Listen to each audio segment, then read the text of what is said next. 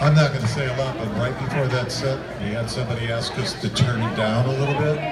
So I heard that. Listen, everybody, I'm really glad you're here. It's been a great day for us. There's still a couple of t-shirts left that Ed Tamp we'd be willing to sign for you, and you can buy them for $10. And we have a couple very good groups coming up, so stick around. If we could have a crowd of at least this size for the rest of the night, it would make the night seem worthwhile for all of us. So everybody stay here, don't go home, and I think you'll enjoy the fact that you stayed, and you'll go home and have some pleasant dreams, and remember, you know, how nice the Athens Human Rights Festival was this evening.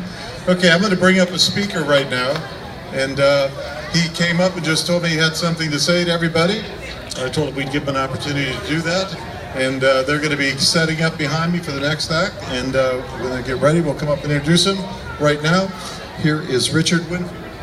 Thank you.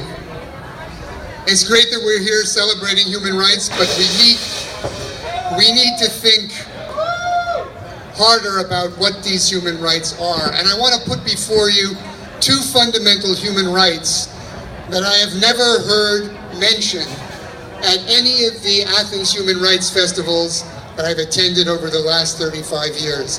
And these two fundamental human rights are not advocated by any office holder, nor have they been proposed by anyone running for office in recent times. The first of these is the bulwark of economic independence and security. It is the true right to work, the right of all able and willing adults to have a full-time job at a living wage. The market can never be relied upon to guarantee full employment. Competition always has winners and losers. To be viable, firms have to continually transform their production and marketing processes, producing continual upheaval in the labor market. The only way to guarantee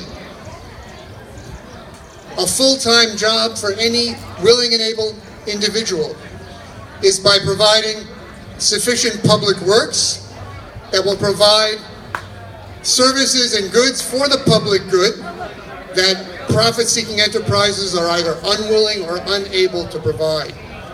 Now think how transformative it would be to recognize and enforce the true right to work. Imagine what a different society we will have when all young people coming of age will know they have awaiting for them a full-time job at a living wage serving the common good. Imagine what it will be for everyone who has employment to have the security to know that if they are downsized or forced to work part-time instead of full-time, that they will have another option provided by Public Works for full-time employment at a living wage.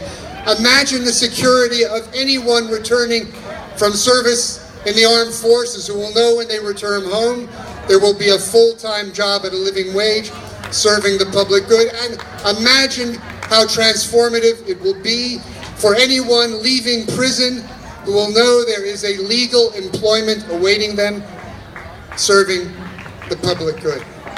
Yes. Now, the recognition and enforcement of the right to work is crucial to eliminating poverty and providing economic independence and security. But it does not change the imbalance in power and opportunity between employer and employee. There's a second fundamental human right that concerns employee empowerment. And this involves, on the one hand, reestablishing the balance between employer and employee by restructuring corporate governance. What we need to mandate is that the board of directors of every private and public corporation should have 50% of its members be drawn from non-managerial employees elected by their peers.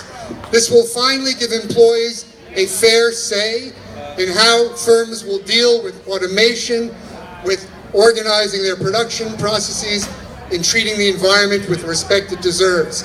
But on the other hand, we also have to rebalance the bargaining position of employees and employers by making it mandatory that all employers who have multiple employees engage in collective bargaining, so that employees do not have to take a situation where the employer can tell you, take it or leave it.